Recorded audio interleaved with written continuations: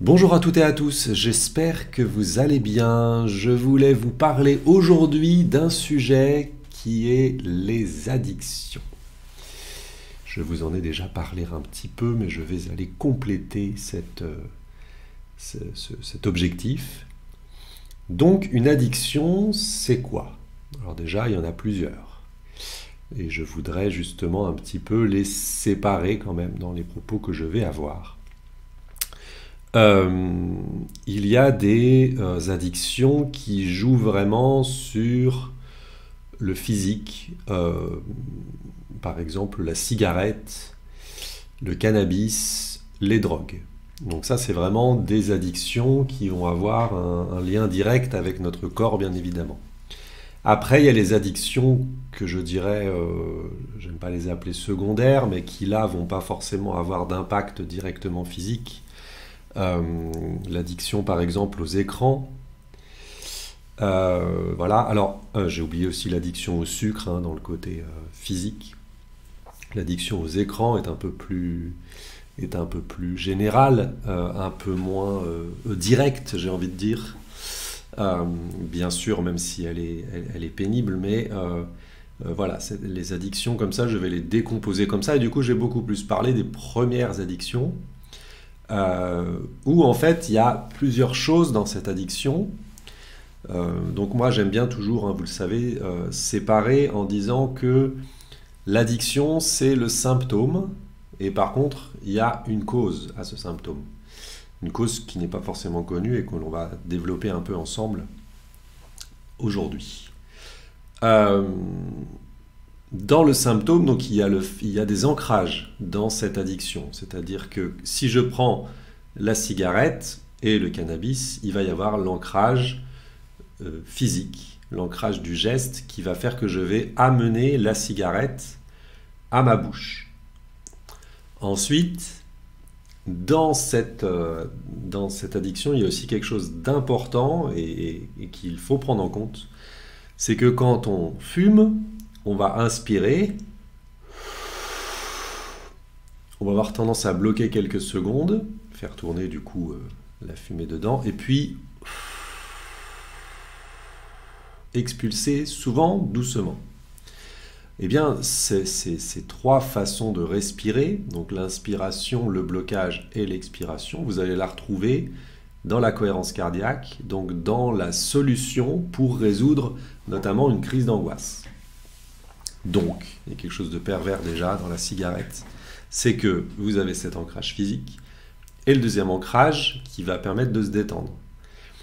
Donc, on peut imaginer du coup que la cigarette va détendre effectivement là-dessus. Souvent, il y a des gens qui vont nous dire, mais moi quand je fume, je me détends vachement. Alors, ben voilà, c'est pour ça déjà. Ensuite, il y a l'effet doudou.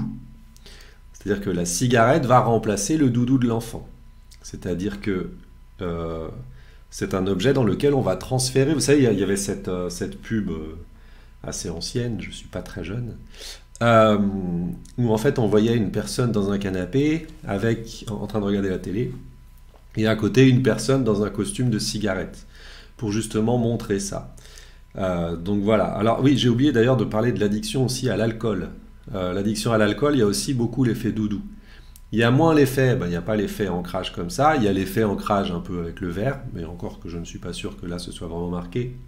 Par contre, il y a la bouteille et sa forme. C'est-à-dire que souvent, la bouteille représente un peu une personne qu'on n'aura plus dans notre vie. Ça, c'est quelque chose que je vous donne comme ça à conscientiser peut-être.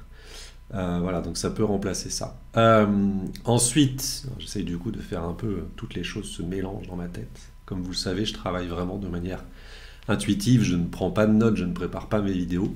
J'espère que ça ne vous gêne pas trop, mais du coup, je les fais un peu dans les désordres.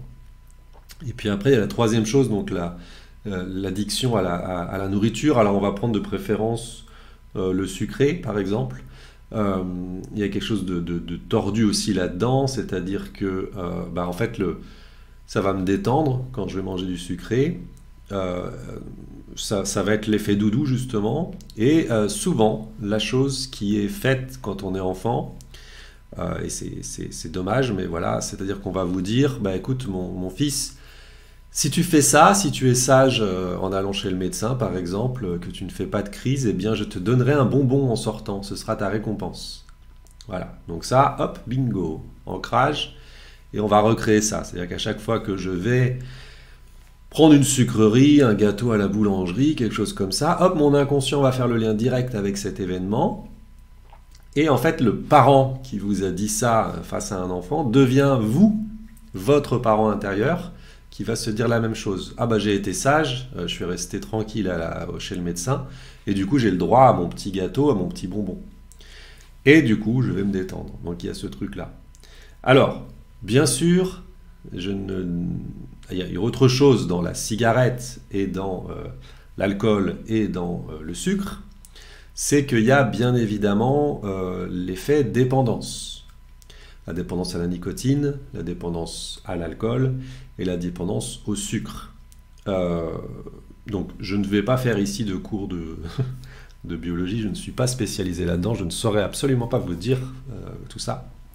Ce que je peux vous dire, c'est que par exemple, la dépendance à la nicotine, quand on arrête, c'est 3 jours en fait, pendant 3 jours, si on arrête et qu'on tient 3 jours, après la dépendance à la nicotine disparaît. Mais, alors il y a des chiffres qui sont donnés qui sont différents, je ne vais pas m'éterniser là-dessus, mais il y a vraiment une dépendance physique, l'alcool bien évidemment aussi, donc on va retrouver justement dans les effets de l'arrêt et de la dépendance, des tremblements, des impressions d'être anxieux, enfin pas des impressions, le fait d'être anxieux, voilà, donc il y a plein de choses à ça.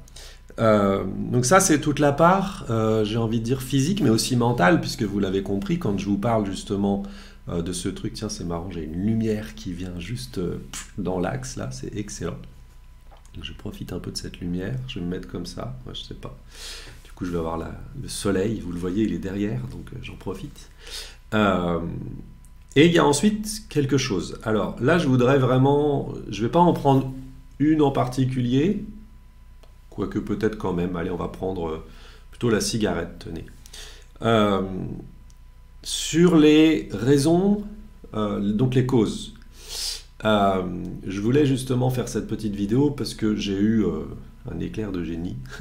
J'ai eu d'un seul coup une réflexion par rapport aussi bien sûr aux séances que je passe avec les gens que j'accompagne. Et j'avais pas forcément pris conscience tout de suite de ça. La cigarette peut être par exemple la cause du début de la cigarette peut être justement de se faire accepter dans un cadre. Je vous en avais déjà parlé. Souvent, il y a des gens qui me disent j'ai commencé à fumer pour être justement populaire. Donc il y avait ça. Il y a une notion d'appartenance au groupe. C'est-à-dire que quand je ne fume pas, je ne suis pas reconnu. Quand je fume, je suis reconnu. Donc ça joue bien évidemment sur ce truc de devoir se faire accepter par un groupe.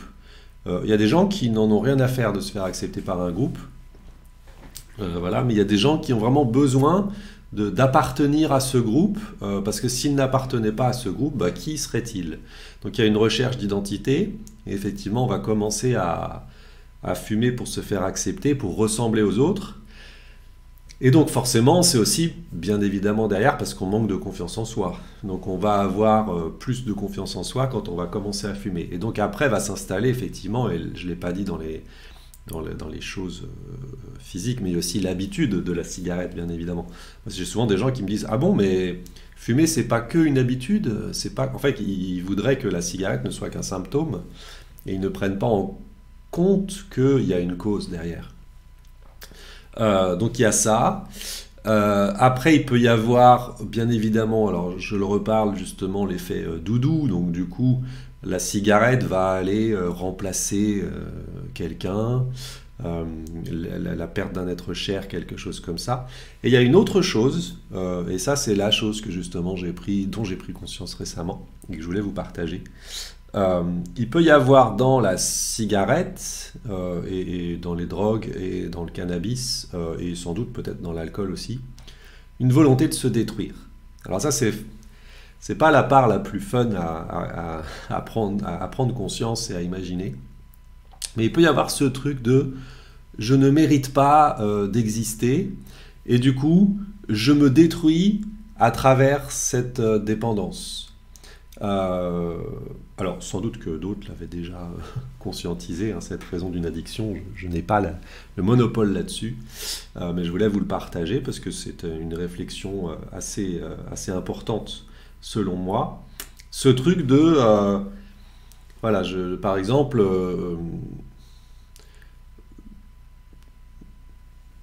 j'aurais pas forcément d'exemple exact là, je vais pas donner d'exemple précis puisque je veux pas non plus partager tout ce que les gens me racontent.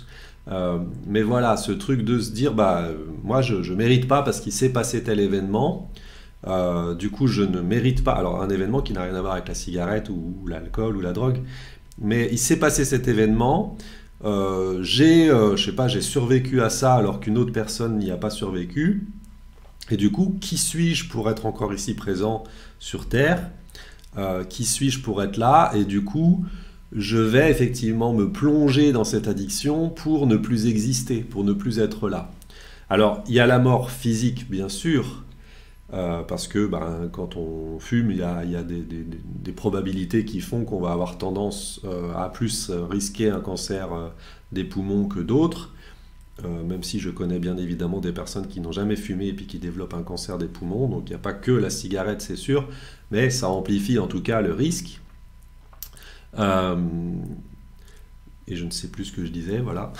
Mais du coup, donc on va vraiment se saboter en fait pour être sûr de mettre toutes les chances de mourir. Et oui, c'est ça. Et après, il y a la mort mentale. Qui est complètement différente. C'est-à-dire que les morts mentales, on peut y passer dans beaucoup de nos événements de vie. La mort donc symbolique, quand je dis mentale, c'est plutôt la mort symbolique, elle apparaît quand on doit par exemple changer de travail. Quand on change de travail, notre vie change. Quand les enfants quittent la maison par exemple, c'est aussi la mort. Quand on passe en couple, quand on passe de célibataire à couple, c'est aussi la mort de cette vie de célibataire. Voilà, il y a plusieurs morts symboliques. Et on va, par le biais de cette addiction aussi, forcer cette mort symbolique, et pour essayer justement d'atteindre cette mort physique. Alors effectivement, quand je le dis, ça peut sans doute un peu vous heurter, hein, parce que comme on se dit, mais comment je peux vouloir cette mort physique alors que j'en ai peur en fait. En fait, il y a vraiment ce truc de dire je ne mérite pas d'exister, qui est dans l'addiction justement. Et pourquoi je parle aussi de cette raison, de cette cause, pour la simple et bonne raison que vous comprendrez qu'il y a quelque chose que j'explique parfois avec les gens que j'accompagne, et qui n'est pas forcément toujours facile à entendre. C'est que moi, bien évidemment, j'entends les choses cachées. C'est-à-dire que vous le savez, quand vous venez en thérapie, il y a des choses que vous me dites et dont vous n'avez pas forcément conscience. C'est-à-dire que c'est quelque chose dans lequel vous êtes tellement plongé, tellement présent, que du coup, vous n'avez plus de recul suffisant pour vous rendre compte de ce que vous venez de dire. Et donc, moi, mon rôle, c'est aussi d'entendre, parce que moi, je suis détaché de l'émotion que vous avez et puis de votre passif. Donc, je vais entendre les choses pas non dites, parce qu'elles sont dites, mais je sais pas comment dire, non révélées. Et je vais effectivement les comprendre. Et c'est mon job après aussi, dans ce travail, de dire est-ce qu'aujourd'hui vous êtes prêt ou prête à vous libérer de cette addiction ou pas. Il y a des gens, sur l'addiction c'est très varié, il y a des gens qui viennent ici, ils rentrent dans mon cabinet par là, ils ressortent par là, je rigole, ils ressortent par là bien sûr, et en fait ils ont arrêté de fumer. Mais ils étaient prêts. C'est-à-dire qu'ils avaient déjà fait le travail, c'est-à-dire qu'il n'y avait pas vraiment de cause racine très forte, c'était juste effectivement là pour le coup l'habitude. Après il y a des gens qui effectivement ont plus de choses profondes à l'intérieur qui font que cette addiction existe. Et il y a deux choses là-dedans. Soit c'est ok pour tout de suite commencer à réduire et après quelques séances, après avoir travaillé justement sur le fond du problème, à arriver à arrêter complètement. Et puis il y a des gens, alors il y a des gens qui n'y arrivent pas du tout, ça c'est aussi une évidence parce que le système n'est pas prêt. Et justement, dans ces gens qui n'y arrivent pas du tout, c'est parfois parce que l'addiction permet de protéger. Là, quand je vous dis par exemple une personne qui viendrait me voir pour une addiction parce qu'elle souhaite se punir de quelque chose qu'elle n'a pas mérité, si on arrive par un miracle, parce que là c'est vraiment du miracle, hein, parce qu'en fait là on parle de système interne, hein, si je commence à attaquer effectivement sur la technique des addictions, il y a 99,99% de chances que ça ne fonctionne pas et que le système ne prenne pas. Mais si par miracle on arrivait à enlever cette addiction, alors que derrière il y a cette peur d'exister, j'ai envie de dire, ben en fait on prend un risque. C'est-à-dire que d'un seul coup, je sais pas, je vais prendre l'exemple très bête, mais c'est comme si vous étiez sous la pluie avec votre parapluie, et que je passe dans la rue, je vous prends votre parapluie et vous êtes inondé d'eau. Bon, c'est pas tout à fait la même chose, mais vous comprenez le principe. C'est-à-dire que d'un seul coup, j'enlève à la personne cette capacité de se protéger de quelque chose qui est violent. Donc c'est très dangereux en fait. Mais après, je vous rassure, c'est selon moi impossible. Parce que on peut peut-être forcer, mais dans ce cas-là, l'addiction reviendra et assez vite. Et en plus, on a à l'intérieur de nous cette protection qui fait qu'on n'acceptera pas. C'est la même chose que quand j'explique l'hypnose. J'explique souvent aux gens, je leur explique qu'on ne peut pas vous faire faire quelque chose contre votre... qui serait contraire à votre éthique interne. Par exemple, je ne peux pas forcer par n'importe quel miracle à ce que quelqu'un se déshabille devant moi, ça ne fonctionnera pas. Déjà, j'ai pas du tout envie de ça, et puis ça sera pas possible. Là, c'est un peu la même chose, c'est-à-dire que s'il y a quelque chose qui protège le système interne, qui protège mon système interne et ma construction psychologique, eh bien, ça restera quoi que moi je puisse vouloir faire. Donc c'est plutôt à vous, quand vous venez, d'accepter de l'enlever ou pas. Et surtout, c'est pour ça que c'est intéressant, parce que moi c'est ce que je dis aux gens, quand je repère que y a vraiment cette protection qui est là, cette addiction qui protège, je vais le dire aux personnes. Je vais leur dire, je pense vraiment que vous n'arriverez pas à arrêter de fumer, parce que votre addiction vous protège. Ça passe ou ça casse, c'est-à-dire que la personne comprend ou comprend pas. Elle vient ici parce qu'elle veut arrêter de fumer, donc elle, son souhait, c'est ça. Mais après, il y a la prise de conscience. Est-ce que cette prise de conscience est facile ou pas? Du coup, ben voilà, on est dans un constat, pas d'échec, parce que pour moi, on peut toujours y arriver. Mais par contre, qu'il faut travailler en profondeur les causes racines de cette volonté de se punir, par exemple. Et qu'est-ce que c'est? Est-ce que c'est un lien qui est là, qui est trop fort? Est-ce que c'est donc l'événement traumatisant et qu'il est intéressant justement d'aller voir en régression pour aller voir ce qui s'est passé? Est-ce que donc c'est ce lien qu'il faut justement améliorer, voire couper? Est-ce qu'il est important de garder? Est-ce qu'il n'est pas important de garder? Voilà, il y a plein de choses que l'on peut aller voir. Est-ce que c'est l'enfant intérieur qui a besoin d'être rassuré?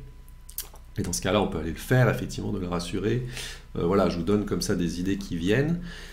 Ensuite, une fois qu'on a atténué cette cause, qui est, entre parenthèses, un bug interne, hein, c'est-à-dire que on pense que l'on ne mérite pas de vivre, alors que l'on mérite tout à fait de vivre. On est bien conscient, là, que c'est quelque chose qui s'est créé de complètement inadapté, en fait, à vous. Une fois qu'on a atténué cette cause, là, on peut aller travailler les symptômes, et là, on peut effectivement arrêter de fumer, commencer donc peut-être à réduire, ensuite arrêter. Donc tout est possible. C'est juste de prendre conscience. Et ça, c'est vraiment, j'ai envie de dire, du conscient. Est-ce que vous êtes prêt à aller travailler plus en profondeur ça? Parce qu'il y a quelque chose qui est assez évident, c'est que les personnes qui ont le moins envie d'aller travailler justement en thérapie, les causes possibles, c'est les personnes qui fument principalement. Je pense que là, justement, dans les addictions, il y a des différences. C'est-à-dire qu'on ne vient pas de la même manière arrêter de fumer qu'on vient travailler sur son addiction au sucre ou à l'alcool ou aux drogues. C'est pas tout à fait la même manière. On accepte beaucoup plus partir en thérapie un peu plus longue, hein, parce qu'encore une fois, l'hypnose est une thérapie brève, donc je ne parle pas de 10 ans non plus de thérapie, hein, même pas d'un an, je parle de 4-5 séances. On y vient plus facilement à cet état et à travailler sur soi quand on est addict, je reprends par exemple celle qui me parle le plus, à l'alcool ou aux drogues, que par rapport à la cigarette. Peut-être parce que la cigarette est beaucoup plus, je ne sais pas si c'est commune, mais en tout cas dans les propos, dans l'image qu'on a de la cigarette, peut-être que c'est plus léger. Encore une fois, j'emploie des mots particuliers, mais je ne les trouve pas forcément les mots qui seraient adaptés en français, c'est pas facile. Peut-être que dans d'autres langues, c'est pas plus facile. Mais voilà, peut-être que c'est plus... par exemple, quand vous prenez l'alcool, il y a une honte aussi derrière. Il y a la honte de boire de l'alcool quand il est caché, pas quand il est... parce que c'est ce que je dis aux gens aussi, c'est que si vous allez chez quelqu'un et que vous ne trouvez pas d'alcool, c'est quand même très très rare, je pense. Donc là, il y a l'alcool vraiment mondain, enfin voilà. Moi, je parle plutôt de l'alcool un peu honteux, qu'on va aller prendre comme ça. Et puis alors la drogue, bon bah là c'est encore pire entre parenthèses, hein, pardon encore une fois des mots, mais la drogue, bah faut aller déjà la chercher. C'est pas comme la cigarette qu'on va acheter au tabac du coin et qui est accessible à tout le monde, hein. Là la drogue, il faut aller vraiment aller chercher des personnes qui peuvent faire ça. Et puis après il y a l'image de la drogue qui est effectivement très très pas bien vue en fait. Donc voilà. Après pour ce qui concerne la nourriture, je trouve que les gens comprennent beaucoup plus que le poids peut être très empreint, donc un poids émotionnel par exemple. Et du coup, on sort un peu de l'addiction parce que, il y a l'addiction, c'est-à-dire qu'il y a le fait d'aller manger le sucre, mais après il y a tout ce qui est derrière. Et les gens comprennent beaucoup plus facilement ça aussi là-dessus. Et puis la dernière catégorie, alors l'addiction aux écrans, je dirais que c'est encore un peu différent.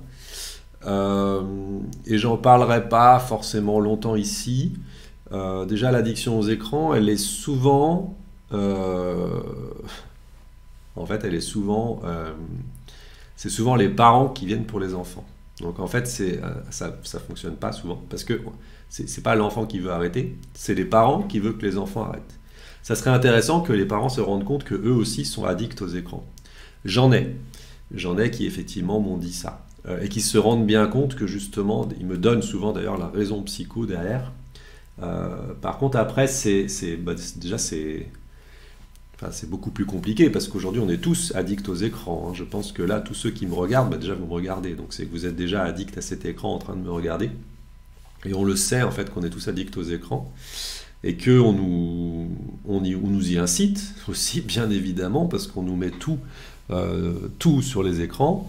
Donc ça serait marrant qu'un jour l'État décide de faire la même chose que pour la cigarette au niveau des écrans. Je pense que ça n'arrivera pas demain. Donc voilà, il y a vraiment quelque chose de beaucoup plus sociétal sur les écrans, même si derrière il peut y avoir quelque chose de profond en soi, c'est-à-dire qu'on peut ne pas supporter l'ennui, par exemple. On peut ne pas supporter... regardez le soleil qui brille de plus en plus. Je sais que vous me voyez sans doute disparaître, mais moi j'adore parce que ça veut dire qu'il est là. Donc c'est cool. Et donc voilà, l'addiction aux écrans, je n'en parlerai pas forcément ici. Je ferai sans doute une vidéo spécifique sur l'addiction aux écrans et un peu ce que je pourrais vous dire dessus. Écoutez, j'espère que cette vidéo, un peu longue, mais on m'a souvent dit que les vidéos étaient trop courtes, donc j'en fais des quelques plus longues. J'espère que cette vidéo vous a permis de prendre conscience de certaines choses. Si vous êtes bien sûr dans ce cas des addictions, sachez que tout est possible, que vous pouvez arrêter, si vous le souhaitez bien sûr, que la base de toute façon, et ça c'est la base de tout travail en thérapie, c'est de la volonté. Il en faut, et si vous avez cette volonté, vous arriverez à tout en fait. Donc voilà.